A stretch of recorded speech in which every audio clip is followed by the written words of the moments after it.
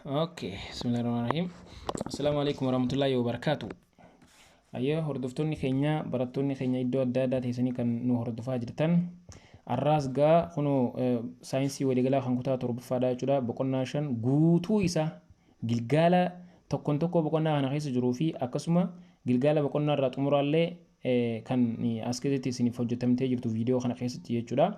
Hunda isaa isinii qabadhee bakka takkatti jechuudha. Waa yeroo hedduu naaf mijooniif bakka takkatti isiniif qindeessee qabadhee dhiyaadheetiin jira. Irraa hordofaan isiniin jaagaayi. Mata duree irra dhaabnee ture sila waa'ee mata duree mootummaa lubbuu maleeyyii kana dubbachaa ture. Mootummaa lubbuu qabeeyyiiti. Mootummaa lubbuu qabeeyyii kan jedhu irra laalla jechuudha. Akkuma beekamu gaa lubbuu qabeeyyiin maali kan jedhu beekuun naman dibu lubbu qabeeyyii jechuun wantoota lubbuudhaan jiraatan kan dhalatan kan guddatanii fi kan du'an jechuudha. Sirni lubbu qabeeyyiidha. Waa'ee sirna ramaddiidha yoo ilaallu sirni ramaddii mootummaa lubbu qabeeyyii sadarkaa har'a irra ga'e kana bira ga'uudhaaf qorannoowwan hedduutu gaggeeffamee ture. Jalqaba qorannoo yookiin jalqaba lubbu qabeeyyiin hunduu mootummaa lama jalatti ramadamee ture. Isaanis mootummaa biqiltootaatii fi mootummaa bineeldota jedhamanii qofa beekamu turanii. Haa ta'uutii garuu adeemsa beekumsii fi teekinooloojiin fooyya'aa dhufeen sadarkaa amma irra ga'e kana ga'ee jira. Ekooloojistiin biyya Ameerikaa jechuudha. Ekooloojistiin biyya Ameerikaa R.H. Whitaker jedhamu bara 1669 akka lakkoofsa Habashaa akka lakkoofsa biyya keenya kanatti jechuudha. Yeroo jalqabaatiif waa'ee sirna ramaddii abbaa mootummaa 5 dhiyeesse. Sirni ramaddii abbaa mootummaa jedhamu kun shananis yeroo ammaa kana hojiirra ooleetu jira. Inninis kana jechuudha mootummaa bineeldotaa kanneen bineeldota qofa jala qabatan jechuudha. Beeylodota mana galuu fi bineensota kana mootummaa biqiltoota gosa adda addaa kan jirma dhugaa qaban, kan baala qaban, kan hin qabne, kan bishaan keessa jiraatan, kan lafarraa kana jechuudha. Faangasoota, pirootestaa, mootummaa mooneeraa kan jedhaman kana hundaa'uu bakka 5tti qooduudhaan namni kun asiin bahee jechuudha. Mootummaawwan ammaan jennee dubbanne kun hundi yeroo ammaan tanaa hojiirra oolaa jiru. Mootummaa biqiltootaa kan jennu kun walaa fakkeenyaaf fakkiidhaan nu kaayetu asirratti argama. Mootummaan biqiltootaa tokko kana mootummaa bineensota adda addaa keessatti hammatee jira akkuma isin agartanii. Mootummaan biraa kan faangasootaas kunooti. Mootummaan biroo pirootestaa kan mooneeraa wanneen jedhaman kun hundinuugaa mootummoota 5 kanaa jechuudha. Mootummoota 5 kana qabatee kan ture jechuudha. Mootummaa bineeldotaa kan jiru kanarraa tokko 5 yoo ilaallu mootummaan bineeldotaa keessatti maali wanti ijoon nuti ilaallu ta duraati jechuudha. Akka jalqabaatti bineeldonni orgaanizimoota seel hedduu fi seeliin isaanii maal jedhamudha? Iikwaarota jedhamudha. Bakka kana qacolatti qabadhaadhaan isin jaa bakka kana jechuudha. Tokko seel hedduu jedhaman isaan seel hedduudhaa fi seeliin isaanii sunis maal jedhama? Iiwukaariyoota jedhama jechuudha. Seelotni isaanii iikwaarota seeliin wanni jedhamu gosa lama jira. Pirookaariyoota fi iikwaarota jechuudha. Bineeldonni kilooroofilii waan hin qabneef isaan ammas bineeldonni kun jechuudha kilooroofilii waan jedhamu kan akka biqiltoonni qaban sanitti hin qabu inni. Waan hin qabneef jecha nyaatas qopheeffachuu hin danda'an. Nyaata qopheeffachuu waan hin dandeenyeef maal jedhamu jechuudha maqaa isaan kun jechuudha bineeldonni heetirootirooфikoota jedhamu jechuudha. Heetirootirooфikoota jechuun maali? Kanneen nyaata mataa isaanii qopheeffachuu hin dandeenye jechuudha. Akkasii qabachuudha qabdanii jechuudha. Bineeldonni nyaata isaanii biqiltootaa fi isaan jechuudha. Biqiltootaa fi bineeldota biroo soorachuudhaan argatu. Bineeldonni wal adamsuudhaan akkasuma dheeduudhaan baala nyaachuudhaan soorata isaanii argatu. Akkasumas cicha seelii hin qaban jaabar isaan kun laal. Cicha seelii kan biqiltoonni qaamni biqiltootaa marfamee argamuun sun jechuudha. Bineeldonni hin qaban. Akkasuma bakkaa bakkatti socho'uu kanneen danda'anidha. Sochii yoo ilaallu bakka tokkorraa bakka tokkotti wantoonni bineeldonni jechuun ni socho'uu jechuun ni hubanna. Kabiraa bineeldonni hammaa fi garaagarummaa bineeldotaa yoo ilaallu hammaan garaagarummaa ni qaban. Kaan guddaadha, kaan xiqqaadha. Gosaan yoo ilaalles kaan mukarra jiraata, kaan qilleensa keessa, kaan bishaan keessa, gosaanis adda adda jechuudha. Facaatiidhaan kaan gammoojjiidha, kaan baddaadha, kaan badda dareedha. Amalli isaanii kaan adamsee jiraata, kaan sooratee dheedee jiraata. Amala adda addaa qaba. Haala nyaata isaanii ittiin argatanillee kaan adamsuudhaan kaan ammoo soorata soorachuudhaan baala dheeduudhaan jechuudha. Haala wal hormaataa yoo fudhannes bineeldonni jechuudha. Haala wal hormaataan garaagarummaa ni qabu. Kanaaf garaagarummaan isaanii bifa kanaanis ilaalamuu ni danda'ama jechuudha. Inni biraa bineeldota garee gurguddoo bineeldota kan jennu dubbachuu ni dandeenya. Garee gurguddoo dura dubbanne san jechuudha. Shanan kanaan malee jechuudha. Gareen gurguddoon bineeldotaa bineeldonni bakka guddoo lamatti qoodama. Innis lafee dugdaa qabaachuu fi qabaachuu dhabuu irratti hundaa'uudhaan bakka lamatti qoodama. Bineeldota lafee maleeyyii kanneen lafee hin qabnee fi bineeldota lafee dhabeeyyii jedhamuudhaan bakka lamatti qoodamanii beekamu jechuudha. Bineeldota lafee maleeyyii jechuun maali? Kanneen lafee dugdaa hin qabne jechuudha walumaa galatti. Lafee dugdaa yookiin lafee dugugguruu ta'een hundana kan hin qabne bineeldota lafee maleeyyii jedhamu. Bineeldonni lafee qabeeyyiin ammoo kanneen lafee dugdaa lafee dugugguruu jedhamtu qaban bineeldota lafee qabeeyyii jennaanii jechuudha. Akka kanatti garaagarummaa isaanii yoo qabanne gaarii ta'a. Bineeldonni lafee maleeyyii bineeldota lafee dugdaa hin qabne yommuu ta'an isaanis parsantiin 95 bineeldota lafee dugdaa hin qabne sanidha jechuudha. Addunyaa kanarra baay'inaan kan argamu jechuudha. Fakkeenya bineeldota lafee maleeyyii kana yoo fudhanne kan akka billaachaa, ittiitisaa, daarabaaftuu kan jedhamu kahaatu jechuudha. Waan akka boombii waan jedhamtu takka jira, silmii, injiree, cilaalluu, bookee buusaa, raammoolee garaagaraa, isboonjota galaanaa bakka galaanaa waan argamu jechuudha. Kanneen bineeldota lafee dugdaa hin qabne jedhaman jechuudha. Lafee dugdaa hin qaban isaan. Kanneen lafee dugdaa hin qabne kanneen baay'inaan irra lafaa kanarratti parsantii 95 dhibba keessa kan argamanidha jechuudha.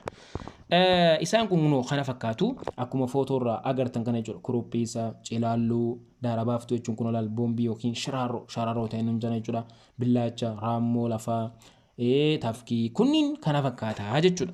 Amma ija kana yoo ilaaltu tafkii tan amma gaafa isin xiqqoo ijaan gisee isin deemtu hedduu caasaan isin beekamu. Wanni akkanatti asirratti kana beekamtuuf maali yoo jette maayikirooskooppii fayyadamuudhaan caasaan isii kana beekame jechuudha. Bineeldonni lafee maleeyyii kuni biidoolee lafee maleeyyii yookiin bakka isaan jiraatan yoo ni ilaallu bineeldota kanneen bakka biidoolee jechuun bakka isaan jiraatanidha gaayii. Bakki isaan bakka hunda jiraatu. Biidooleen bakka jireenya murtaa'aa lubbu qabeeyyiiti. Hongaa beekamaadha. Bineeldonni lafee maleeyyiis bakka jireenya mataa isaanii qabu. Fakkeenyaaf biidoolee bishaanoo kanneen bishaan keessa qofa jiraatan. Biidoolee lafaa kanneen lafaa qofarra jiraatantu jira. Biidoolee bishaanoo jechuun kanneen akka isboonjota galaanaa kan lafa galaanaa keessa jiraatu jechuudha. Dhula fakkeenyaaf bishaan keessa jiraatan kanneen kana ilbiisota jechuudha. Kan biroo bineeldota lafaa kan lafarra jiraatan kan akka tiitisaa, kanniisa, reerma fi kan kana fakkaatan ilbiisota maaliiti lafarra jiraatu jennaan. Biidoolee lafaa jennaan jechuudha.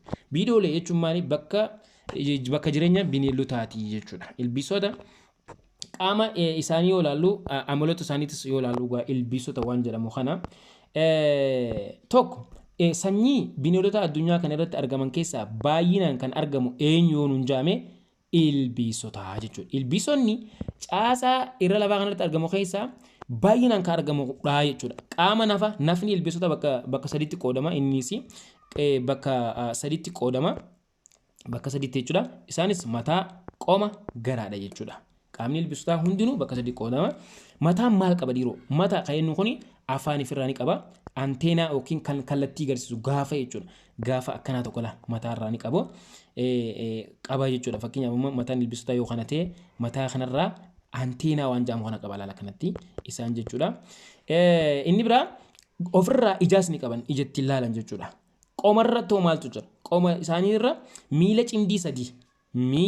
cimdii sadii fi akkasuma koochoo baallee ofirraa qabu jechuudha. Ilbiisota tokko koochoo ni qabu hundaa miti kana. Garaa isaanii irratti maaltu argama? Qaama wal hormaataa ni jira. Akkasuma qaawwa tokko jira. Ispaayirakilii qaama jedhamu. Qaawwan ispaayirakilii jedhamu kuni maaliif gargaara? Qilleensa gara keessaatti gara qaamaatti ol fudhatamuu fi gara alaatti qaama keessaa gara alaatti kan inni bahu gochuudhaaf ilbiisota fayyadaa jechuudha. Maal ispaayirakilii kennuun jechuudha. Kuni caasaa qaama ala nafa ilbiisotaati jennaan. Ilbiisonni amaloota qaban. Ilbiisonni amaloota qabanii amaloonni isaanii tokko qaama bakka sadiitti qoodame qabaachuu isaaniiti. Anteenaadhaa fi ija koompaawundii cimdii tokko. Cimdii tokko jechuun lachaa jechuudha. Ija abbaa lama qaban jechuudha. Miila miitika cimdii sadii jechuun miila abbaa jaha qaban jechuudha. Kallattii bitaarraanis gara mirgaatiinis qooma isaaniirraa miila meeqa qaban jechuudha? Miila jaha qaba jechuudha. Cimdii sadii jechuun jaha jechuudha. Baay'een isaanii kochoo cimdii lama qaba. Garuu ilbiisonni tokko immoo kan akka miixii, kan akka injiree, kan akka tafkii kun immoo maal hin qaban jechuudha? Kochoo ittiin barari'an hin qaban. Osoo qabaatanii inumaa nama fixanuu jechuudha. Hin qaban jennaani. Qaamni gaa ilbiisotaa kana fakkaata. Anteenaa jechuun kun akkuma reefu dubbadde caasaan isaa kun nuu kaa'ee jira. Anteena jechuun gaa isuma xiyyaadhaan agarsiifamaa jiru kana kochoon gaa kana gaa'ii qomti bakka tana jechuudha. Garaan ilbiisotaa isa kana jechuudha. Kuni qaama caasaa ala ilbiisotaati jennee dubbachuu dandeenya jechuudha. Inni biraa waa'ee maaliiti? Inni biraa mee maal jedhaa? Mee waa'ee biraa bineeldota lafee qabeeyyiiti. Kaamma dubbanne lafee maleeyyiidha.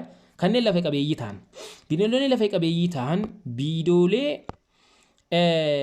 bineeldota lafee dugdaa qabantutu bineeldota lafee qabeeyyii jedhama. Bineeldonni lafee qabeeyyii kun iskileetanii yookiin caasaa jabaa keessoo lafee yookiin dhuka jechuudha fi morga irraa ijaaramedha. Ijaaramee qabu isaan kun jechuudha. Bineeldonni lafee qabeeyyiin kun jechuudha. Qaamni isaanii qaama akkasiiti. Sirna narviitis ni qabu. Sirna narvii sirna maashaa dagaage. Onnee gola adda addaatti qoodame. Onnee gola adda addaatti qoodame.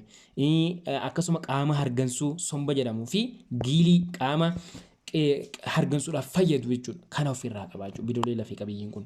Bineeldonni lafee qabeeyyii gita shanitti qoodamu. Isaanis gita qurxummiilee, gita amfibiyaanotaa, gita reeptaayilotaa, gita akkasuma allaattiiwwaniitii fi gita hoosiftootaati. Qurxummiilee jechuun kanneen bishaan keessa jiraatanidha. Amfibiyaanota jechuun bishaan keessas lafarraas kanneen jiraachuu danda'anidha. Irra hedduminaan garuu bishaan keessa jiraatu inni amfibiyaanota kennu kuni. Reeptaayilonni bishaan keessa jiraachuu ni danda'an, lafarraas jiraachuu ni danda'an garuu irra hedduminaan lafarra kan jiraatan reeptaayilota jennaan. Gita allaattiiwwanii jennee jira. Allaattiiwwan mukkeen irra kan isaan jiraatanidha. Ni balali'an qilleensa keessa jiraatu garuu bakki isaan irra bulan maal yoo jenne allaattiiwwan jechuudha mukarraa jennaan. Hoosiftoota jechuun kanneen ilmoo jiraa dhalanii harma kannaniif aanan kan hoosisan jechuudha. Gita kanneen shanan dhugaa adda addatti yoo laalle gita qurxummiilee yoo laalle qurxummiileen bineeldota lafee dugdaa lafee qabeeyyii ta'anii amaloota ittiin beekaman kan armadii kana kan qabanidha. Tokko bishaan keessa jiraatu very nice. Qaamni isaanii iskeeliidhaan yookiin qaama jabaa iskeeliidhaan haguugame yookiin baalleedhaan kan haguugame jechuudha. Qaamni hargansuu isaanii giilii jedhama. Qurxummiilee jechuudha. Baallee hin qabdu sorry iskeeliidhaan kan jennu qaama jabaa jechuudha. Qaama jabaa akkanatti diramuu hin dandeenye jechuudha. Yeroo hedduu kan diramuu hin dandeenye calalaqu kan qabu jechuudha. Giiliidhaan kan harganidha isaan ammas. Giiliin caasaan giiliin jaamu kan hargansuudhaaf gargaaru kunis maaliin haguugamee jiru? Operculamii qaama jedhamuun kan haguugamedha jechuudha. Kuni amaloota maaliiti? Amaloota caasaa qurxummiileeti jechuudha. Qurxummiileen bishaan karaa afaaniitiin fudhachuudhaan maal ta'u? Bishaan karaa afaaniitiin fudhachuun giilii isaanii keessatti oksijiinii bishaan keessa jiru karaa ujummoo dhiigaa isaaniitiin fudhatu. Fudhachuudhaan kaarboon daayoksayidii qaama keessa jiru ammoo bishaan waliin gara alaatti baasa jechuudha. Bifa kanaan hargansuu isaanii gaggeeffamaa jechuudha. Irra jireessi qurxummiilee hanqaaquu ni buusu. Hanqaaquudhaan waloruu isaanis irra hedduun isaanii hanqaaquudhaan waloruu. Qurxummiin dhalaadhaa hanqaaquu bishaan irratti buusti. Hanqaaquun kun immoo sanyii kormaa wajjin bishaan keessatti wal fudhata. Kun jechuun fertilization qaamaan alaa gaggeessa jechuudha. Fertilization qaamaan alaa gaggeessuu jechuudha isaan kun. Fertilization qaamaan alaa jedhama. Qurxummiileen caasaa fiinii jedhamu qabu isaan ammas caasaa fiinii jedhamu qabanii fiiniin bishaan keessatti kallattii haala salphaatiin jijjiirachuudhaan ol deemuu yoo kallattii mirgaa deemu jiraatan karaa bitaa deebi'uu barbaadan wanni isaan itti fayyadamu maali? Caasaa fiinii jedhamu kanaaf fayyadamu jechuudha. Yeroo bishaan daakan madaala qaama isaaniillee eeguudhaaf caasaan fiinii jedhamu kun ni fayyada. Saffisa isaaniitis dabaluudhaaf hir'isuudhaafis ni fayyada jechuudha. Akkasuma tempereecharii qaama allaattiiwwanii dhaabbataa miti jedha. Jijjiiramaadha jechuudha. Yommuu tempereechira naannoodhaa dabalu ho'i yeroo dabalu tempereechiri qaama isaaniillee ni dabala. Akkasumas yommuu tempereechira naannoodhaa ho'i naannoodhaa yoo hir'atu immoo qaamni qurxummiilee maal ta'a jechuudha? Qorri isaanii ni hir'ata jechuudha. Ho'i isaanii ni hir'ata jechuudha. Kanaaf tempereechira isaanii dhaabbataa ta'uu dhabuun kun maal jedhama jechuudha? Ektootermoota yookiin pooyikilootermoota jedhama jechuudha. Ektootermoota yookiin pooyikilootermoota jechuun maal jechuudha? Tempereechira dhaabbataa jechuudha. Tempereechira dhaabbataa jechuudha. Qurxummiileen onnee gola lamatti qoodame qabu. Onnee gola lama akka namaatti onnee gola afuriin qabanii auriculi takkuma qaban ventriculis takkuma qaban garuu namni auriculi lama qaba tamirgaatti tabitaa ventriculis lama qaba namni tamirgaatti tabitaa jee qaba garuu qurxummileen lama qofa qabanii jechuudha. Fakkeenya yookiin isaanii olaallee kan akka tilaapiyaa jirti shaarkii kajaamu doolfiin adda addaa jira jechuudha. Caasaan isaanii kunoo kana fakkaata. Fiini kallattii isaa jijjiiruudhaaf gargaaruu fi saffisa isaa dabaluu hir'isuu kana fayyadu sun maal jedhama yoo inni fiiniin san kunoo caasaa kana jechuudha. Fiinii jedhama jechuudha. Fiiniin eegeetanaa jechuudha. Kana caasaan giilii qilleensa ol fudhachuudhaaf gargaarus kanaa jechuudha. Giilii ayinuu. Iskeleetanii ka jedhamu maali? Iskeleetanii jechuun qaamuma kana laa caccalaqu kana iskeleetanii jedhama jechuudha. Kuni caasaa ala qurxummiiti. Akkana qabanna. Inni bira gita amfiibiyaanota waan jedhamu bira dhufna. Amfiibiyaanonni noo akkami dhiiroo? Amfiibiyaanota kan jennu kana bira yoo dhufne. Amfiibiyaanonni bineeldota lafee dugdaa qabeeyyii jechuudha. Bineeldota lafee qabeeyyii jalqabaaf bishaan keessaa gara lafaatti madaqanii jiraachuu lafarraa eegalanidha isaan madaqanii jireenya lafarraa eegalanidha. Amaloota amfiibiyaanotaa keessaa beekamoon tokko maali? Bishaan keessaa fi lafarra jiraachuu danda'u isaaniiti. Bishaan keessaa ni jiraatan, lafarra ni jiraatan. Kan akka roobii waan jedhamu takka. Naacha. Kan akka inni biraa amfiibiyaanonni kanneen biroo gogaan isaanii iskeelii waan jedhamu jabaa qaama jabaate amma yoonii fi naacha fudhannee qaamni alaa isaa kun diramuu hin danda'u. Iskeelii jabaa kan ta'e gogaan isaanii iskeelii hin qabanii kuni raacha kan akka raachaati. Raachi iskeelii jabaa hin qabu. Qaamni hargansuu isaanii giilii waan jedhamu somba akkasuma gogaa jiidhina qabuudhaan kan isaan harganan jechuudha. Warri amfiibiyaanotaa kuni sadarkaa jiisaa yookiin taadipooliitti bishaan keessa jiraachuudhaan giiliin harganu sadarkaa jiisaatti jechuudha. Hanqaaquun gara jiisaa, jiisaan gara buphaa, buphaan gara geessaatti kan jedhamu sadarkaa afur keessa darbee kan inni wal horuu jechuudha. Sadarkaa jiisaa sanitti bishaan keessatti giiliidhaan harganeeti jiraata. Kabiraa onnee goolota sadii qaba inni kun laal.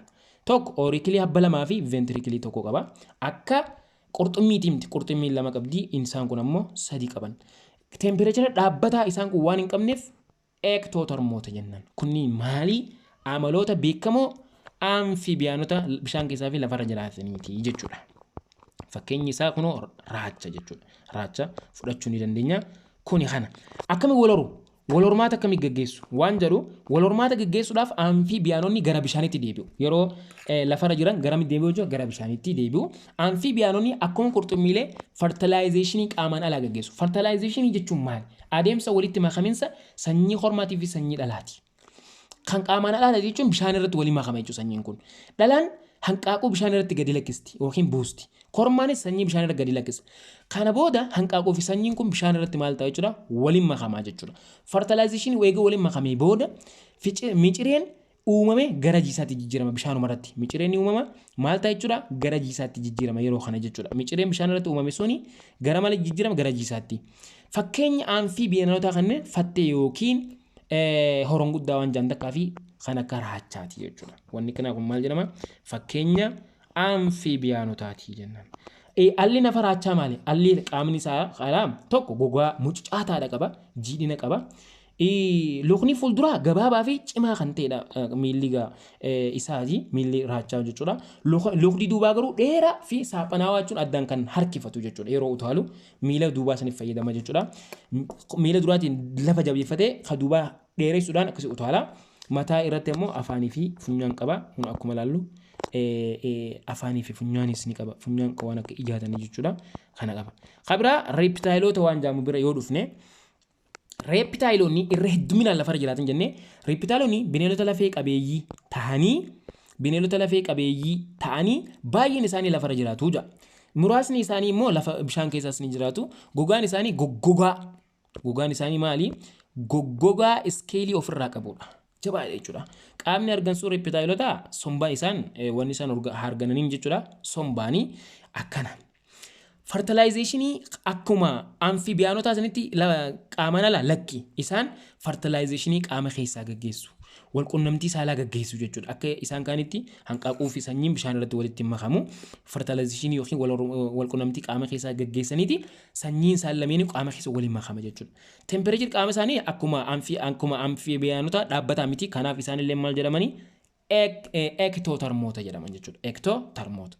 Orgaanizimiin lubbu qabeessaa kan temperature dhaabbataa hin qabne tokko maal jedhama? Ektotermoota jedhama jechuudha.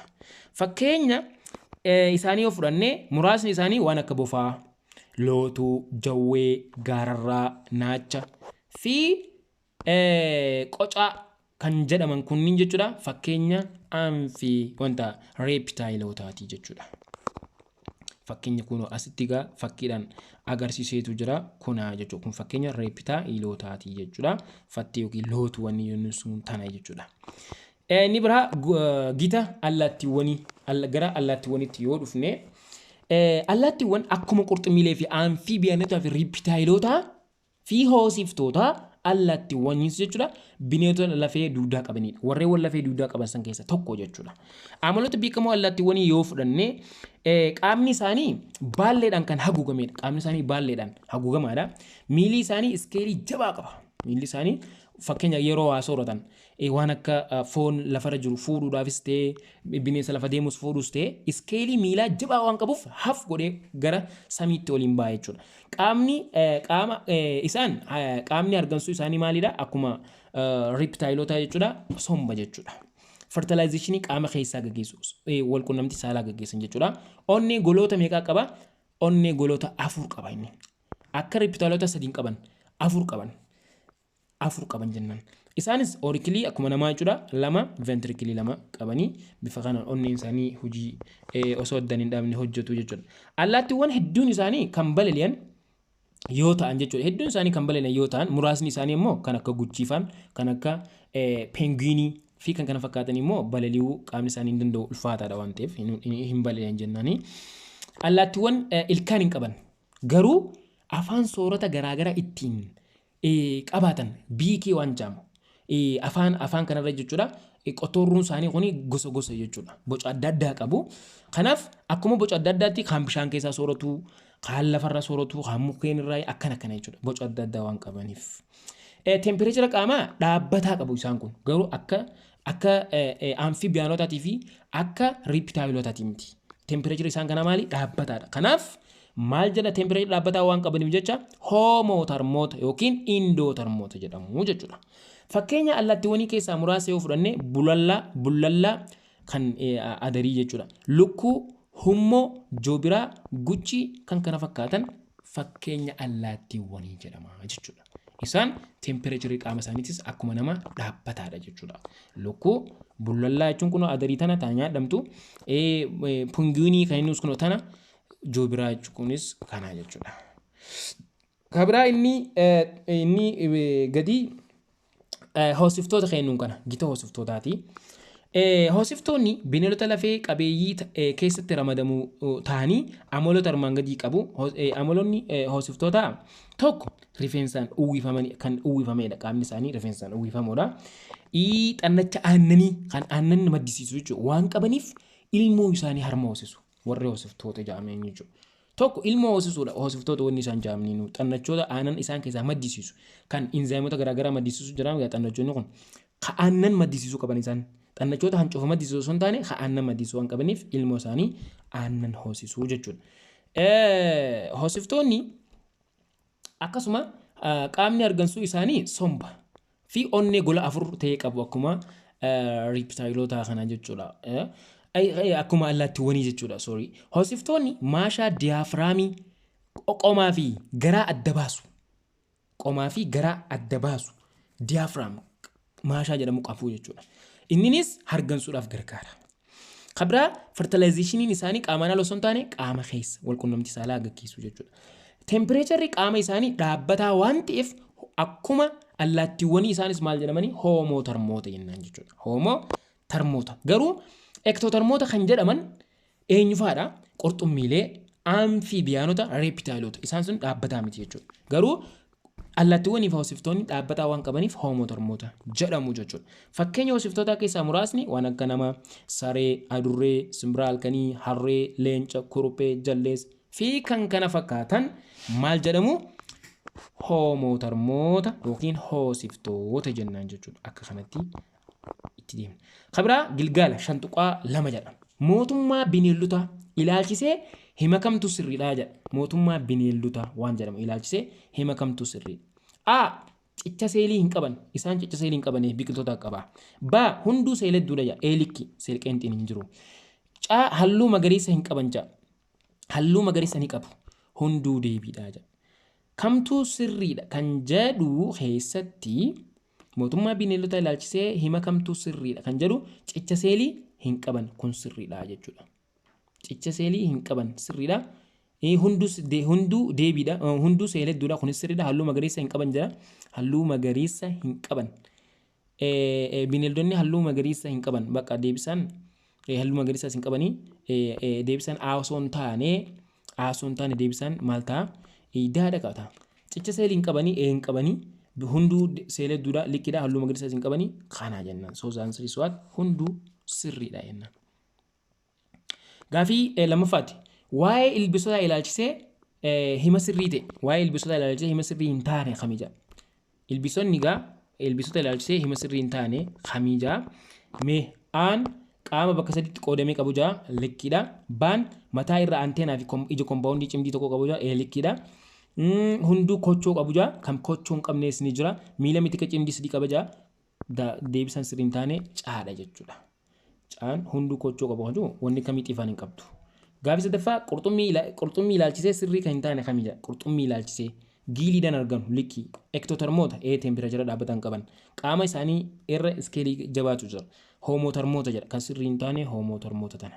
Hoomotarmoota kana jechuudha. Gaafii afuraffaati. Amaloota amfiibiyaanotaa kan hin taane kamija.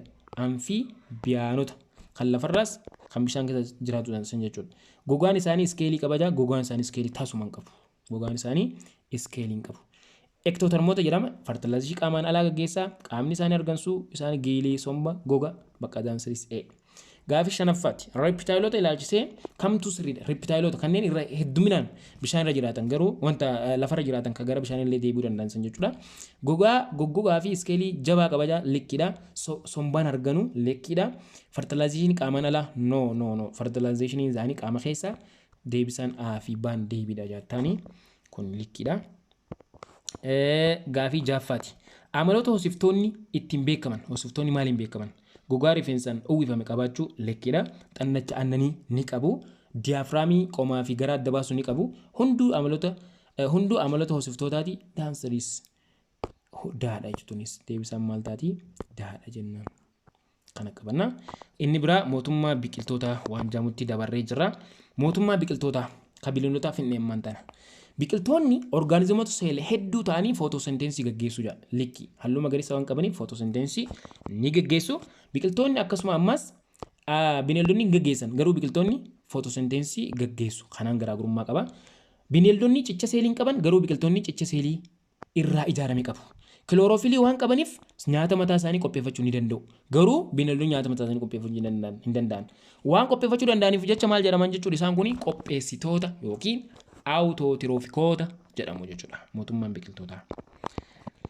Fakkeenya biqiltoota kan ta'an kan akka moosii, kan akka liivarwoortii, kaaroolee, gaattiraa, birbirsa, waddeessa, garbuu fi kan kana fakkaatan jechuudha. Garaagarummaan biqiltoota sanyii maleeyyii fi sanyii qabeeyyii gidduu jiru maali yoo jenne fakkeenyaaf kan sanyii ni qaban kan sanyii hin qaban. Kana maalummaan isaanii yoo fakkeenya mootummaan biqiltoota sanyii qabaachuu fi dhabuu irratti hundaa'uudhaan bakka gurguddoo lamatti qoodama.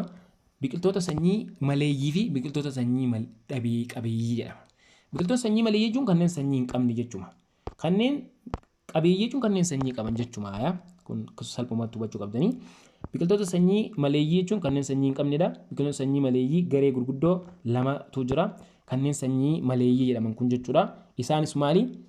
Biroofaayitotaa fi teeridoofayitoota jennaan. Biriyoofaayitootni sanyii hin qaban. Teeridoofayitoonni sanyii hin qaban. Kanaaf isaan kun maal jedhamuudhaan beekamu? Biqiltoota sanyii maleeyyii jedhamuudhaan beekamu. Biroofaayitoota kan jennuun kuni waan ittiin beekamu qaba innis. Biroofaayitoonni maali? Biroofaayitota yoo jennu biqiltoonni biroofaayita sanyii tishuu vaaskularii hin qaban jechuudha. Sanyii fi tishuu vaaskularii waa lama hin qaban. Biqiltoonni sanyii biroofaayita kan jedhamu waa lama hin qabne. Tishuus hin qaban, sanyiis hin qaban, tishuu vaaskularis hin qaban. Kanaaf biqiltoota sadarkaa gadii ta'anii isaan kun lafarra jiraatu halluu magariisa waan qabaniif garuu adeemsa footosenteesisii maal nyaata mataa isaanii ni qopheeffatu jechuudha. Biqiltoonni biroofaayitota iddoo jiidhina qabuu fi gaaddisa jala filatu. Kanaaf tishuu vaaskularii hin qaban jechuun bakka kanatti hidda dhugaa hin qaban, baala dhugaa hin qaban, jirma dhugaatis hin qaban isaan kun. Kanaaf fakkeenyi isaanii biqiltoota moosiitii fi liivarwoortii jedhamu jechuudha. Biqiltoota naannoo jiidhinaa muka gurguddaa jalatti argaman jechuudha isaan kun. Moosii yoo fudhanne fakkeenyaaf biqiltoonni moosii biroofaayitota ta'anii maali baalaaf jirma salphaa ta'e qabudha. Baalli isaanii salphaadha, jirma isaanii waan xixiqqaadha jechuudha. Garuu sirna tishuu vaaskularii hin qaban, hidda dhugaa, baala dhugaa, jirma dhugaa waan jedhamu waan hin qaban. Kilooroofilii waan qabaniif garuu immoo footosenteesisii ni gaggeessu. Footosenteesisii ni gaggeessu jechuun nyaata ni qopheeffatu. Caasaa hidda fakkaatu kan bishaan biyyee keessaa xuuxu maal qabu raayizoodii jedhamu qabu isaan kun moosii kan inni kun kan bishaan hidda lafa keessaa xuuxuuf qabu. Iddoon jiidhinni jiru gaaddisa jala kattaa irraa fi jirma mukaa gurguddaa irraa fi ala baaxii manaa irratti biqilanii argamu. Baaxii manaa jechuun waan manni citaa gisee ijaaramu jechuudha. Utubaa gubbaa wixinni itti hidhamu san jechuudha. Baaxii manaa achi faa gubbaa irratti maal ta'a bakka akkasii san faadha jiraatu biqiltoonni moosii kun jechuudha. Inni biraa caasaan biqiltoota kun moosiidha. Bakki tun kaapsulii jaamti. Ispoorota bakki jaamtus dhukkeen jechuudha. Baala, jirma, raayizoidii waan hidda fakkaatu jechuudha. Kana qabanii kuni kanaa jechuudha. Maal jennaani isaan kunniin jechuudha. Wanni isaan jedhamanis maali biroofaayitota jennaan jechuudha. Inni biraa kanneen sanyii hin qabne kanneen biroo teeriidoofaayitota jedhamantu jira. Teeriidoofayitaan biqiltoota sanyii hin qabne ta'anii qaamni isaanii jirma, baalaa fi hidda dhugaa qaban. Baalaa fi jirmaa fi hidda dhugaa qaban jechuun sirna tishuu vaaskularii akka biroofaayitotaa sanii miti. Isaan kun ni qaban, tishuu vaaskularii ni qaban jechuudha. Biqiltoota biroofaayitotaa caalaa ammas fooyyoodha isaan kun irra caalaa fooyyoodha jennaan. Biqiltoonni teeriidoofayitaa jirma, baalaa fi hidda dhugaa qabu. Kanaaf biqiltoota daraaraa maleeyyii jalatti ramadamu garuu. Fakkeenyi isaanii beekamoon kaarrooleedha. Kaan moosiidha. Fakkeenyi biroofaayitotaa moosiidha. Kan ammoo teeriidoofayitaa ammoo kaarroolee jennaan. Kaarrooleen kun maali? Biqiltoota sanyii maleeyyii sirna tishuu vaaskularii qabanidha. Isaan kun sanyii hin qabanii garuu sirna tishuu vaaskularii ni qaban. Hidda, jirma, baala ni qabanii. Qaama kaarroolee keessaa sirriitti kan mul'atu garuu maali? Baala jechuudha. Baalli kunis maal jedhama? Firoondii jennaan. Baalli kaarroolee kun maal jedhama yoo nuun jedhame? Firoondii jedhama. Kaarrooleen baala isaanii jala qaama soorasii jedhamu qabu. Kunis wanta dhukkee fakkaatu ispoorii jedhamu of keessaa qaba. Baala gara jalaatiin jechuudha. Kana jallisaa adiidha. Soorasii waan jedhamudha jechuudha. Akkuma fakkii kanarraa agartan jechuudha. Jirmi biyyee keessaa raayizoomii jedhamu qaba. Kaarrooleen gaaddisa jala, jirma mukaa gurguddoo jala irraa fi laggeen keessa jiraata. Baalli isaanis kun wanni kaarrooleenis waan akkanaati. Kana fakkaatan jechuudha. Kuni biqiltoota caasaa kaarrooleeti. Kabiraa waa'ee biqiltoota sanyii qabaniiti. Sanyii qabeenyii ilaalla gaama. Hangamma ilaala jiru sanyii maleeyyiidha. Kanneen sanyii qaban eenyufaadha dhiiroo? Biqiltoonni sanyii qabeeyyii biqiltoota sanyii qaban kan ta'anii fi bakka gurguddoo lamatti kan qoodamanidha. Isaanis Gimnospermootaa fi Angiospermoota jennaan. Biqiltoonni sanyii qaban lamaa jira. Gimnospermii fi Angiospermiidha. Isaanis amaloota fakkeenyaaf Gimnospermii kan jedhan kana yoo ilaalle biqiltoonni Gimnospermiidha. Biqiltoonni Gimnospermoonni biqiltoota sadarkaa olaanaa keessaa isaan tokko yommuu ta'an biqiltoota gurguddoo kan akka birbirsaa, gaantiraa fi kanneen kana fakkaatan maal jennaani? Gimnospermii. Birbirsi guddaadha. Gaantiraanis Gimnospermoota jedhaniin isaan kanaan. Biqiltoonni Gimnospermii sirna tishuu vaaskularii jirma, baala, hidda dhugaa ni qaban. Biqiltoota daraaraa qabeeyyiitti aanuun hedduminaan lafa irratti kan argamanidha. Biqiltoota daraaraa qabeeyyii irraasnet isaanii ta'anii sadarkaa lammaffaa irratti kan argaman maali? Gimnospermoota jennaan. Isaan kunniin gimnospermoonni sanyii qabeeyyii fi garuu sanyiin isaanii firiidhaan kan golgame yookiin kan haguugame miti.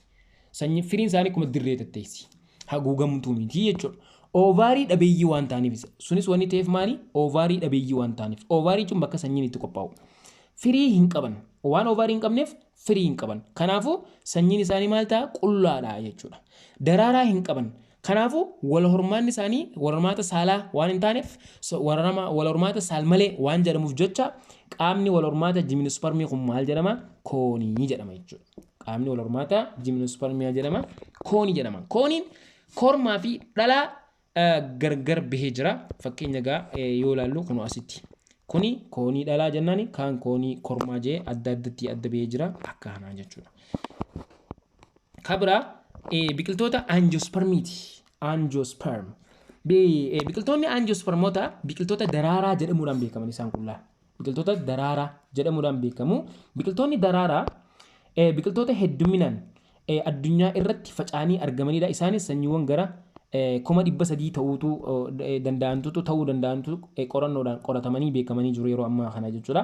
Biqiltoonni sadarkaa olaanaa irratti argaman kanneen daraaraa sanyii fi firii kanneen qaban kana biqiltoota daraaraa kan jennuun kanadha. Isaanis daraaraa sanyii firii waan qabaniif maal jedhamanii beekamu yoo jenne milkaa'ota jedhamuudhaan beekamu. Milkaa'ota jedhamuudhaan beekamu laal bakka kanatti akkuma isin agartan. Waan maal qabaniif waan daraaraa qabaniif waan sanyii qabaniif waan firii qabaniif maal jedhamanii beekamu? Milkaa'ota jedhamanii beekamu jaa. Qaamni biqiltoota daraaraa bakka afuritti qoodama. Jirma, baala isaan kun jechuudha. Jirma, baala, hiddaa fi daraaraadha. Qaamni wal hormaataa biqiltoota daraaraadha. Fertilizationidhaan booda sanyiin kormaatii fi sanyiin dhalaa erga walitti dabalame daraaraa keessa jechuudha. Aantarii fi istigmaa waan jedhamu jira biqiltoonni daraaraa jechuudha. Bakka kana keessatti fertilization yookiin sanyiin kun lameen erga walitti makamee booda aantariin dhufee istigmaadhaa wajjin walitti erga makamee booda aantariin ka hormaati istigmaan ka dhalaati erga biqiltoota daraaraa kana biqiltuu istigmaa jedhamu kanarratti aantariin dhufee erga itti maxxanee itti dabalamee booddee gara firiitti jijjiirama. Fertilizationidhaan booda gara firiitti. Yommuu jijjiiramu ooviyuuliin suni immoo gara maalitti firiin sun gara maalitti gara sanyiitti guddata jechuudha. Gara sanyii jijjiirama sanyiin sun maal ta'a firiidhaan golgamee haguugamee argama jechuudha. Sanyiin sun jechuudha. Akka kanatti biqiltoonni angiospermiidha sanyii golgamaa qaba jechuudha. Gimnospermiin ammoo sanyii golgamaa hin qaban. Garaagarummaan angiospermii fi gimnospermii kanuma jechuudha. Kan akkasii qabachuun barbaachisaadha. Biqiltoonni daraaraadha iddoowwan garaagaraatti faca'anii argamu. Marga hanga mukkeen dhedheeraatti ni jiru isaan kun jechuudha. Fakkeenya biqiltoota daraaraa ta'an kan akka baaqelaa, qamadii, waddeessa, hoomii, ejersa kan kana fakkaatan fakkeenyota biqiltoota daraaraa jedhamu jechuudha. Biqiltoota daraaraa jedhamu. Kun fakkiin biqiltoota daraaraa kana gaa'ii daraaraa ni agartanii baalaas, jirmaas, hiddaas kanuma agarru kanaa jechuudha. Kuni qaama biqiltoota daraaraati akka kana jechuudha. Biqiltoonni daraaraa kun ammoo baay'ina kootileedanii irratti hundaa'uudhaan bakka lamatti qoodamu. Kootileedanii jechuun biqiltoota sanyiin isaanii addaan qoodamuu danda'an jechuudha. Biqiltoonni fakkeenyaaf kootileedanii tokkee fi kootileedanii lamee jedhamee beekama. Akkuma kun amma agartan kana jechuudha. Kootileedanii tokkee fi kootileedanii lamee. Kootileedanii tokkee jechuun kanneen sanyiin isaanii tokko qofa ta'e jechuudha. Kan akka boqqolloo amma yoo fudhanne bakka lamatti addaan hin bahu. Kan akka qamadii bakka lamatti addaan hin bahu. Garbuunis marginis akkana jechuudha. Kootileedanii lamee kan jennuun ammoo kan kootileedanii lama qabu. Fakkeenya baaqelaan yoonii fi hororree bakka lamatti adda baha. Atarrii bakka lamatti adda baha. Misirrii bakka lamatti, bunni bakka lamatti akkana jechuudha. Kanneen bakka lamatti adda bahuu danda'an firiin isaanii jechuudha. Kootileedanii lamee yoo ta'u kan addaan bahuu dandeenya. Kanaaf boqqolloo kun ammoo kootileedanii tokkee jennaan jechuudha. Mee fakkeenya Gilgaala 5.3 ilaallu. Waa'ee mootummaa biqiltoota ilaalchisee sirrii hatee kamii jedha. Hunduu seeledduudha jedha likkii. Cicha seelii qabu. Likkii kunis kilooroofilii qabu. Kilooroofilii jechuun nyaata qopheeffachuu danda'anii soo deebisaan dhugaa ta'a jechuudha. Zaansaris D. Maal jennaani deebisaan isaa dhugaadhaa jechuudha. Gaafii lammaffaati. Kanneen armaan gadii keessaa tokko biqiltoota sanyii maleeyyiiti. Kanneen sanyii hin qabne jedha. Kaaroolee, ejersa, gaattiraa, birbirsa. Hundi ni qaban kaaroolee malee. Kaarooleen hin qabdu. kanneen armaan gadii keessaa kan jirma baalaa fi hidda dhugaa hin qabne kami jedha. Kaarooleen ni qabdi, jimnospermiin ni qaba, angiospermii, the answer is C. Siin baalaas ta'e hiddas jirmas kan dhugaa hin qaban isaan. Gaafii afuraffaati. Waa'ee jimnospermoota ilaalchisee sirrii hin taane kami jedha. Jimnospermoota ilaalchisee tishuu vaaskularii ni qabu. Tishuu vaaskularii ni qaban hidda dhugaa jirma dhugaa waan qabaniif qaama wal hormaataa isaanii koonii jedhama jedha. Kooniidha. Sanyii firiin haguugame qabaaya. Nothing hin qaban. So deebisaan maal ta'a? Sanyiin isaanii haguugamaa miti waan ta'eef deebisaan isaanii caadha jechuudha. Gaafiin shanaffaadhaa biqiltoonni daraaraa maaliif milkaa'oota ta'an? Waan daraaraa qabaniif, waan firii qabaniif, waan sanyii qaban the answer is D. Kunis daadhaa jechuudha.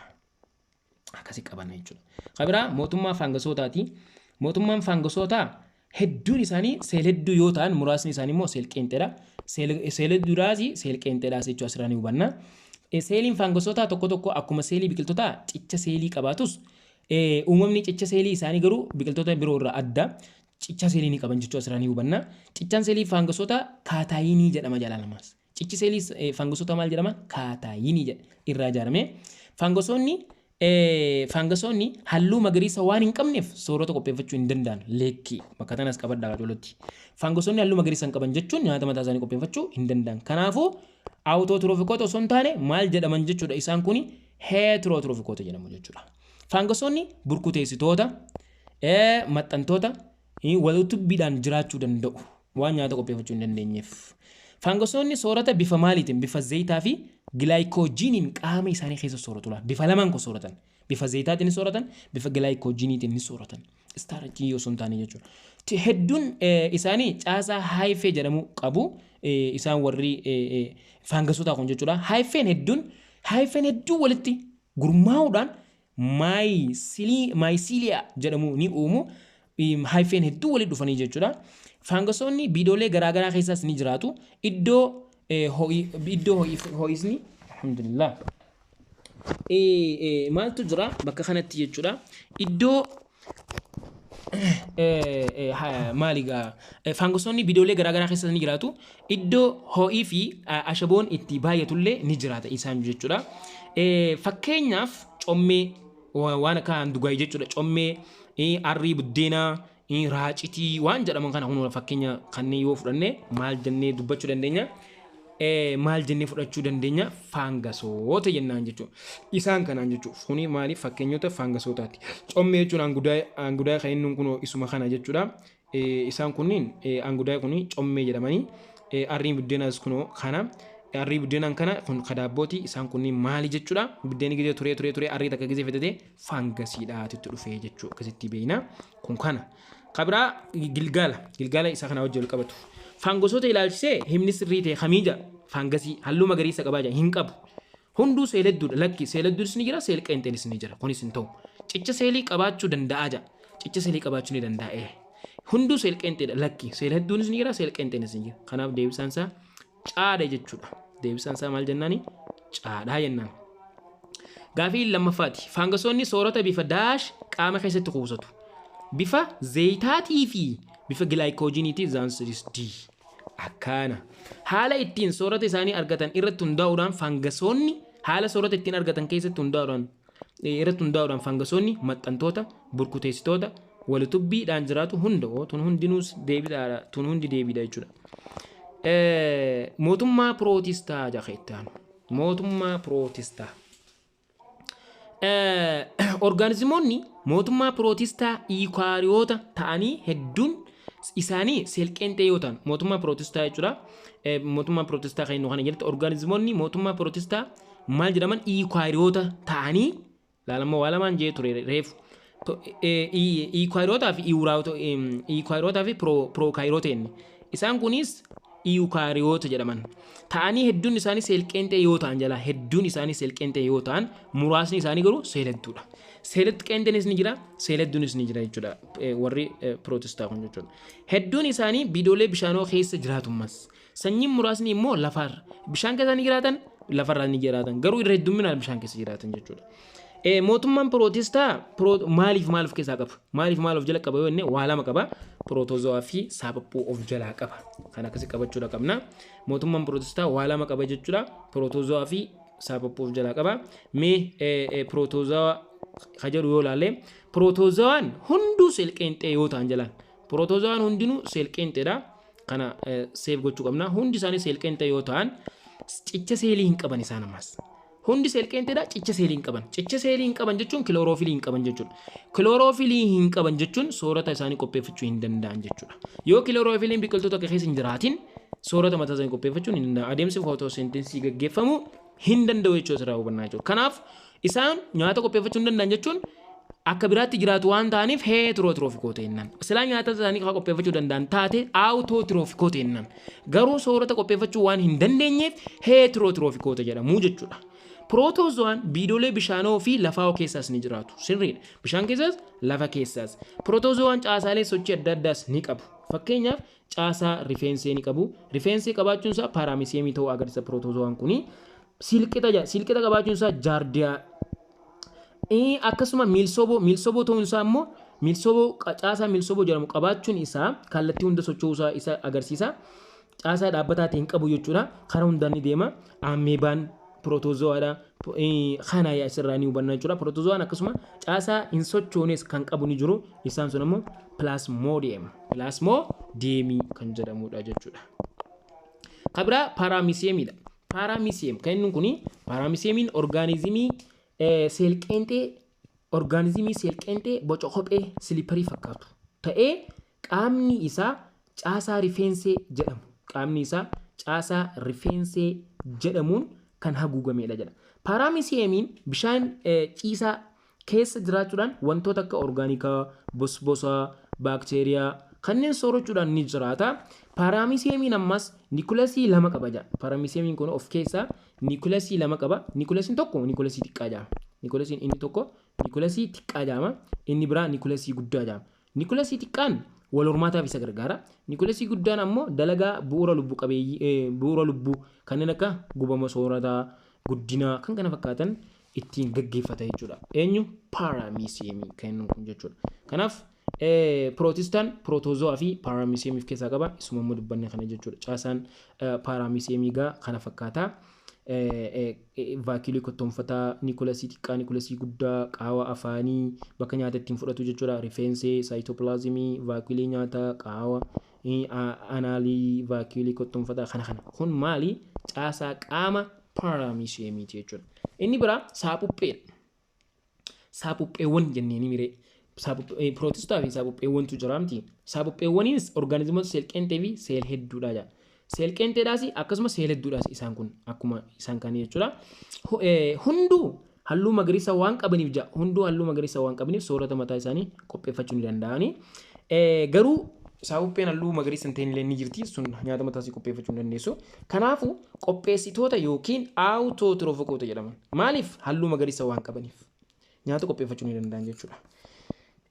Seelii isaanii cicha seeliitiin haguugamaadha. Saaphupheen qaamni isaanii jechuudha. Saapupheewwan qaamni isaanii seel hedduu irraa kan ijaaraman aramaa galaanaa jedhamanii waamamu. Kan seel hedduu irraa ijaaraman jechuudha. Aramaa galaanaa jedhamanii waamamu isaaniis. Saapupheewwan hedduun isaanii bidoolee bishaanoo kan akka haroo keessa ni jiraatu. Muraasni isaanii immoo jiidhina dhagaa irra biyyee fi muka irra bakka jiidhina dhagaa muka kana irra jiraatu jechuudha. Biyyee keessaas ni jiraatu. Kunniin maali? Saapupheedha jennaan jechuudha. Gilgaala 5.5 jiru kana yoo ilaalle kanneen armaan gadii keessaa mootummaa pirootistaa jalatti kan hin ramadamne kamiidha? Saapupheen ni ramadama, raacitiin hin ramadamtu, paaraamiseemiin ni ramadama, ameebaanis ni ramadama. Kan hin ramadamne eenyu jennaan raacitiidha jechuudha. Baadha. Kabiraa waa'ee pirootoozawaa. Waa'ee pirootoozawaa ilaalchisee sirrii kan ta'e kamii jedha pirootoozawaa. Pirootoozawaan cicha seelii qaba ni qabee halluu magariisa ni qaba. Heetirootirofikoota baay'een isaanii seel hedduudha. Pirootoozawaa ilaalchisee sirrii kan ta'e kami kan jedhu pirootoozawaan cicha seelii ni qaban. Heetirootirofikoota maal kajoo kan osoo hin taane cicha seelii ni qabani. Isaan kana yoo ilaaluu barbaanne pirootoozawaa ilaalchisee jechuudha. Pirootoozawaa asitti jechuudha. Pirootoozawaan kunooti. Pirootoozawaan hedduun isaanii seelqeenxee yoo ta'an seeliin isaanii cicha seelii hin qabu. Cicha seelii hin qabu. Kilooroofilii waan qabuuf garuu hin qabneef soorata isaanii qopheeffachuu hin danda'an jedha. Kanaaf heetirootiroofikota jedhamu jedha. Kanaaf deebisaan isaa gaafii kana yoo mirkaneeffannu jechuudha. Deebisaan isaa maali? Heetirootiroofikota. Deebisaan isaa heetirootiroofikota jechuudha. Cicha seeliin qabu, halluu magariisaas hin qabu. Kana seel qeenxee hedduun isaanii kana. Gaafiin sadaffaadhaa sabaphuu ilaalchisee sirrii hatee kamijaa. Sababbuun cicha seelii qaba, leenii qaba. Autotirofikoota nyaatan waan qopheeffatan likkiidha. Halluu magariisa qabu jaa likkiidha. Deebisaan isaa maali? Hundi deebiidha kan jedhu kana jechuudha. Kun deebisaa isaaniiti. Gilgala kanaati jechuudha. Mootummaa mooneeraa tarraa xumuraati matuun. Orgaanizimoonni seelqeenxee ta'anii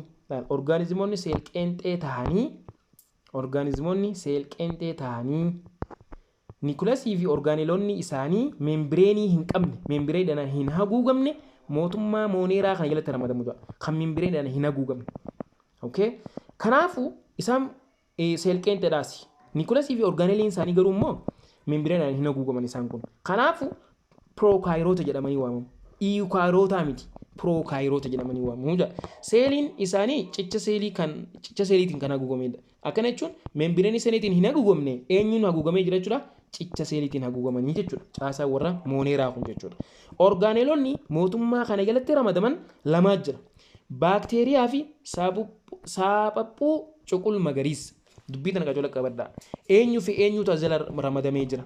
Isaan kun mootummaan mooneeraa tokko meembireedhaan hin haguugamu caasaan isaa. Lammaffaa wanni isaan haguugamanii maal jenne cicha seeliiti.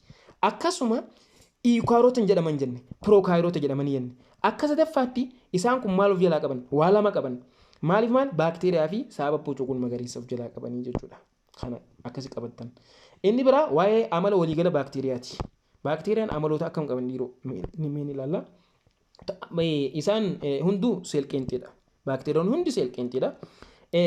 Caasaa seelii kanneen akka cicha seelii, meembireenii seelii, raayiboozomoota kanneenis of keessaa ni qabu. Orgaaneelonni meembireeniidhaan haguugame. Orgaaneelota meembireeniidhaan haguugame hin qaban. Maaliin kan haguugame qaban? Cicha seeliitiin kan haguugame qaban jechuudha. Niikulasii dhugaa hin qaban ammas. Bocni isaanii garuu boca sadii jira. Geengoon ni jirti, uleen ni jirti, marameeta jedhamtus ni jirti. Akkaataa soorata itti argatan irratti hundaa'uudhaan baakteeriyaan gosa sadii jira.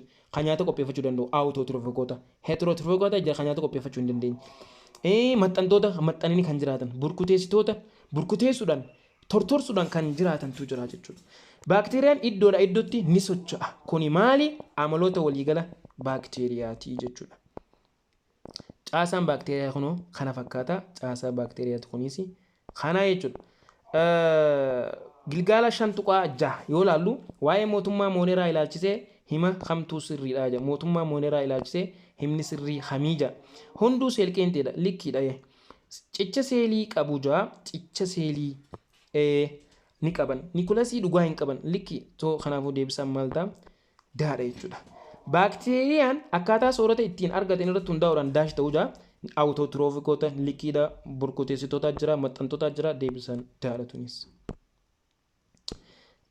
Inni biraa gaafii sadaffaati. Caasaa seelii baakteeriyaa armaan gadii keessa ala seelii irratti kan argamu kami? Ala seelii. Ala seelii irratti kan argamu meembireenii seelii osoo hin taane maali yoo jenne kana jechuudha. Haadha jechuudha. Cicha seeliiti. Kanaan haguugamas waan ta'eef. Kanneen armaan gadii keessaa tokko mootummaa mooneeraa jalatti ramadamaa jira. Mootummaa mooneeraa jalatti.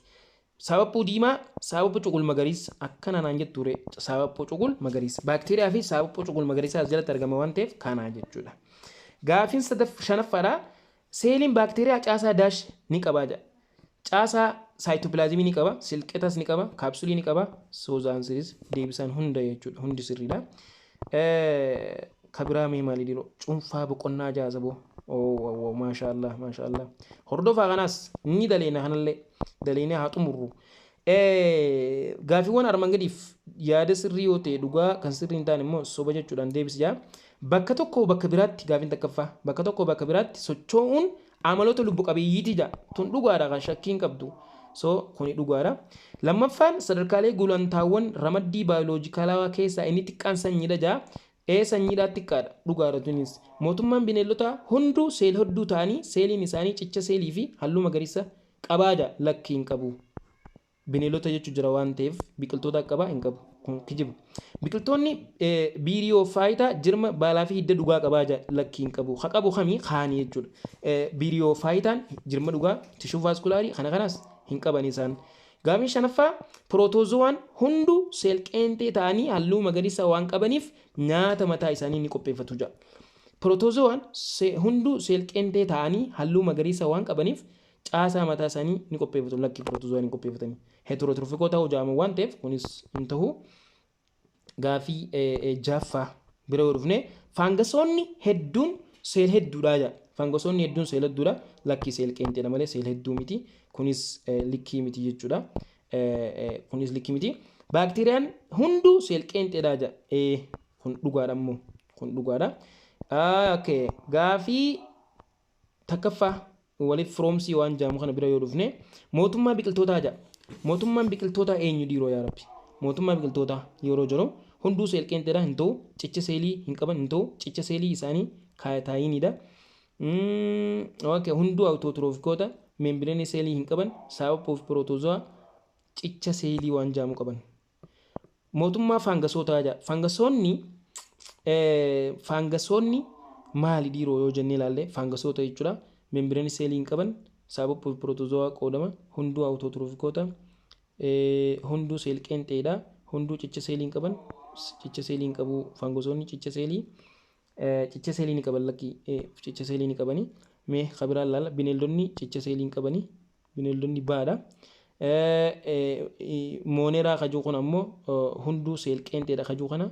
Mooneraan gaaffiin afuraffaa sanii jechuudha. Aan beekame gaaffiin takkaffaa beekamte. Gaaffiin sadaffaa beekamte. Gaaffiin afuraffaa beekamte. Mootummaa pirootestaa kajuus sababbuu fi pirootozowaatti ramadama. Kabiraa kaafeemma faangasiidha. Faangasiin meembireenii seelii hin qabu. Hunduu awutootiraafikoota jedha. Faangasoonni lakkii awutootiraafikoota miti jechuu ni dandeenyaani. Kanaaf meembireenii seelii hin qaban jedha. Isaan kuni meembireenii seelii hin qabanii jennaan. Faangasootaan jechuudha. Akkana qaban. Gaaffiin tabiraa gaaffii bakka armaan gadii bakka duwwaa guutiyyaa. Orgaanizimoota seel hedduu ta'anii kan cicha seelii fi halluu magariisa qaban mootummaa daashitti ramadamuu jedha. Orgaanizimoota seel hedduu ta'anii kan cicha seeliitii fi halluu magariisa qaban biqiltootatti ramadamu. Mootummaan orgaanizimoota seelii cichaa seelii hin qabne kami kan jedhu mootummaa bineeldotaati. Kana qabatanii mootummaan orgaanizimoota seel qeenxee qofa of jalaa qabu daash kan seel qeenxee qofa of jalaa qabu mootummaa mooneeraa jedhama jechuudha. Mootummaa mooneeraati. Gaaffiin afuraffaa orderiiwwan firooma qaban daash tokko jalatti ramadamuu jira. Orderiiwwan firooma qaban daash orderiiwwan dura haa jiru maali warra waan ta'eef deebisaan haadha taati warra ta'a jechuudha. Sadarkaalee gulantaa ramaddii keessaa inni guddaan isa kami kan jedhu isa mootummaa jennuun kana jechuudha. Mootummatti aanee murnaa jira, murnatti aanee gitaa jira, gitatti aanee ordilii maal jenne warra achiin akkasitti qaccee sanyii jeekas gatoo jira kana jechuudha. Bakka duwwaa guutii kan jedhu kaanni barreeffatanii sadarkaalee gulantaawwan ramaddii baayoloojikalaa xiqqaa fi bu'uura taaksonoomii kan ta'e kami kan jedhu sanyiidha suni. Asitti sanyii jettanii guuttanii sanyii jettanii bakka kana guuttan jechuudha. Gaaffiin lammaffaa garee gurguddoo mootummaa biqiltoota keessaa kan sirna tishuu vaaskularii hin qabne kami kan jedhu garee gurguddoo sirna biqiltoota keessaa jechuudha. Tishuu vaaskularii kan hin qabne biiriyoofayitii kan nuusan. Biiriyoofayitii isa nuusantu hin qabne. Gaaffiin sadaffaa qaamni wal hormaataa jimnospermii maal jedhama kan jedhu kooniidha kuni. Koonii jedhama. Koonii jennaani. Gaaffiin jimnospermii kan san yoo jedhamu qaamni wal hormaataa angiospermii ammoo maali kan jedhu daraaraadha. Daraaraa jennaan kana. Daraaraa jedhama. Gaaffiin afuraffaadha jechuudha. Mootummaan pirootestaa gareewwan gurguddoo daashiif daash jedha. Mootummaan pirootestaa gareewwan gurguddoo saaphuphee fi pirootozowaadha. paaraamiseemii fi pirootozowaadha. Sorry. Paaraamiseemii fi maal jechuu ni dandeenya? Gaafii shanaffaa kana jechuudha. Gaafii afuraffaa jechuudha. Mootummaan pirootestaa gareewwan gurguddoo eenyu fi eenyu kan jedhu gareen isaa tokko pirootozoaa fi pirootestaa wanta pirootozoaa fi paaraamiseemiidha. Paaraamiseemii itti guutaa. Kana gaafii shanaffaa maaliif biqiltoonni daraaraa biqiltoota biroo caalaa milkaa'oo ta'an kan jedhu caalaa milkaa'oo waan ta'aniif waan daraaraa qabanii fi waan sanyii qabanii fi waan wal utubanii jiraachuu danda'anii fi jettanii. Gaafiin kun gaafii nama dubbanne gaafii shanaffaati. Jaaffaan gareewwan beekama biqiltoota vaaskularii tarreessu kan jiru dareewwan vaaskularii hedduudha. Jimnoospermii jira, aanjoospermootaa jira, biqiltoota daraaraa jira kanneen jechuudha. Kanneen jirma dhugaa baala dhugaa qaban kana jechuudha. Kaaroolee waan adda addaa kana. Garaagarummaa lubbu qabeeyyii fi lubbu dhabeeyyii jidduu jiru dhimmi kajuu lubbu qabeeyyiin maali? Kanneen lubbuu hin qabnedha. Kanneen lubbu qabeeyyiin bineeldota lubbuu qabanidha jennaan jiraachuu kan danda'an jechuudha. Jiraachuus ni danda'an, wal horuu ni danda'an, bakka bakka socho'uu ni danda'an kanneen jechuudha. Nyaata qopheeffachuu ni danda'an. Garuu lubbu maleeyyiin bakka bakka socho'uu hin danda'an, wal horuu hin danda'an, soorachuu hin danda'an kunniin garaagarummaa wantoota lubbu qabeeyyii fi lubbu maleeyyii garaagarummaa isaan gidduu jiru jechuudha. Kanaaf akka waliigalaatti boqonnaan shangaa kana fakkaata akkaaniin itti yaadee isin qopheessee subscribe gochuu, like gochuu, share gochuun isinirra haa jiraatuun isinin ja'a bakka jirtanitti gaa naa dagaagaa jiraadha horaan isinin ja'a bakka guddoo gahaadha sadarkaa piroofeesarummaa sadarkaa paayilata saayintistii taadhaan isinin ja'a daran fayyadamuu akka isin fayyadamtan gaa abdiin qaba jajjabaadha. Assalaamu alaikum warahmatullaahi wabarakaatuh.